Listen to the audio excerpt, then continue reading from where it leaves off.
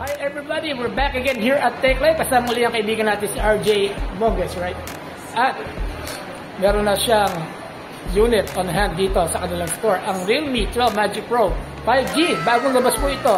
At pakikita niyo po sa atin ang features and capabilities itong bagong flagship ng Realme smartphone brand. So RJ, thanks again for having me back here. It's an honor to... Yes. Kaibigan na ito, mabait ito, madaling kausap. Sa TechLive, itong store nila sa SM Tansa. Yung nga po, bago po tayo magpatuloy, like, share, and subscribe po lamang dito sa Ron G Vlogs. RJ, pakita mo na. Yun.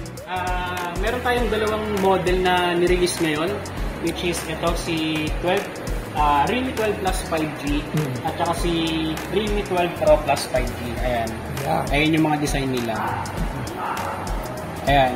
So, kung makikita nyo rito, si Realme 12 Plus 5G is naka 50 megapixel Sony Light 600 or LYT 600 OIS portrait camera. At the same time, ang ginamit na chipset sa kanya is MediaTek Dimensity 7050. Then, lastly is naka 120Hz Super AMOLED display siya. Then, for the 12 Pro Plus naman natin is, actually siya yung kauna-unahang gumamit ng dalawang lens. Naka 64 megapixel periscope camera siya. 50 megapixel Sony IMX 890 OIS, then naka Qualcomm Snapdragon 7S Gen 2.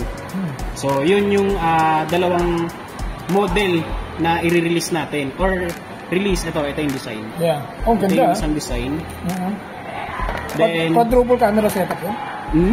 Quadruple camera setup, no? Apat ang camera lens niya? Tatlo. Tatlo? Okay. Actually, ito dalawa yung tatlo ang ginamit sa kanya. Same dito sa 12 Pro Plus. Okay. So, start tayo kay 12 Plus 5G. So, sa mga gustong mag-visit dito sa store or sa mga gustong mag-avail, so, unang-una, syempre, meron tayong kumbaga parang 5 reasons kung bakit mo siya bibilihin. Yan. 5 reasons kung bakit mo siya bibilihin. So, unang-una, si 12 Pro Plus, si 12 Plus 5G is syempre naka Sony Light 600. Yun yung ginamit na lens sa kanya. So, dito is kaya niya mag-provide ng mga stable or mga good quality na image gawa ng dahil sa sensor niya. So, pangalawa naman na ginamit, ayan, kung mapansin mo, naka Super AMOLED display. So, kahit against the light ka or against the sunlight ka, kita mo pa rin mismo yung pinaka-interface niya. Ayan. At the same time, naka 120Hz refresh rate. Ayan. Sobrang smooth ng scrolling experience niya. Pangatlo po is, ayan, kung mapapansin mo yung design ng camera niya, is parang katulad siya dun sa parang mga luxury watch, katulad ng mga Rolex. Yan. Yan. Tapos yung design niya is naka-premium vegan leather pa rin naman siya. So, katulad din to sa mga nabibili natin mga luxury bags katulad ng mga Gucci. Yan. So, hindi siya agad-agad magagasgasan. It wouldn't slip. Saka hindi yung grip niya maganda. Yes po, yan. Tsaka handy din siya hawakan. Easy to grip din siya. Oh. Yan. Then, eto, dalawang variant yung nirelease. So, dalawang variant yung nirelease niya. So, meron tayong 8256 at saka meron din tayong 12 gig na RAM na plus 256 yung internal storage. So, may option kayo para ma-avail tong unit na to. Then, next is, advantage pa nito is naka 67 watts Superbook charge. So, fast charging din siya. Mabilis? Yes po. Kahit na naka 5,000 mAh siya, mabilis din siya mag-charge. The same time, matagal siya malobat. Gawa nung naka-AMOLED siya. Gaming?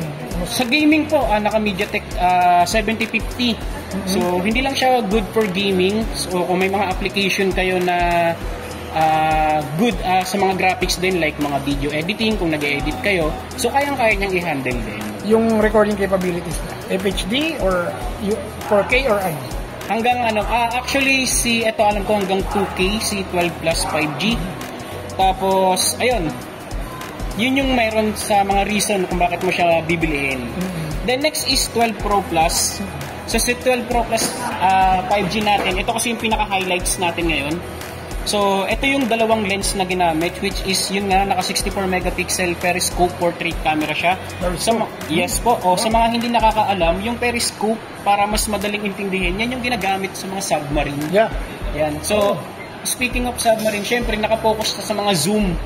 So ang advantage na itong lens na to is kahit i-zoom mo yung yung camera mo, hindi siya pixelated. Kumbaga same numbers pa rin yung kaya niyang i-produce.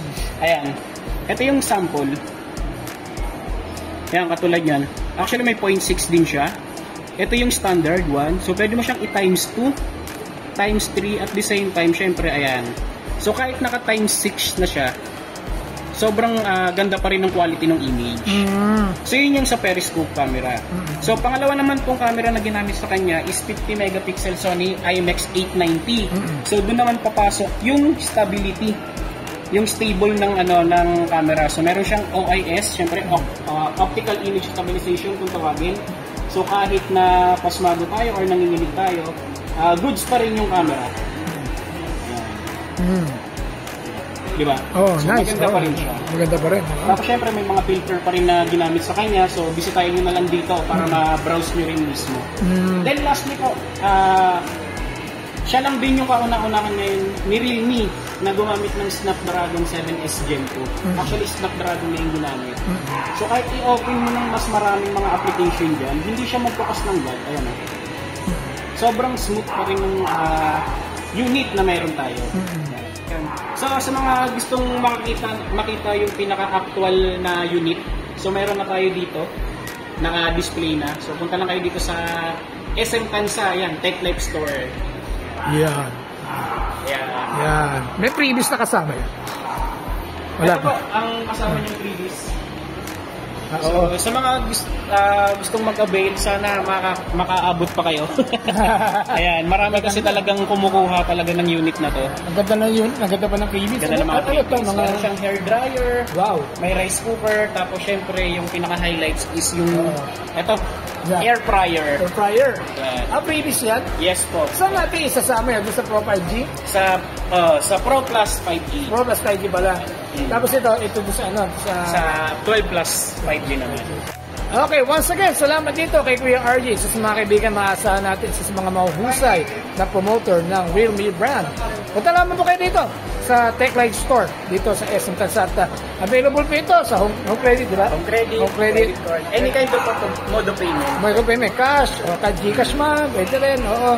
Punta naman po kayo dito para makuha nyo itong Realme 12 Pro, sa Realme 12 5G, Realme 12 Pro Plus 5G.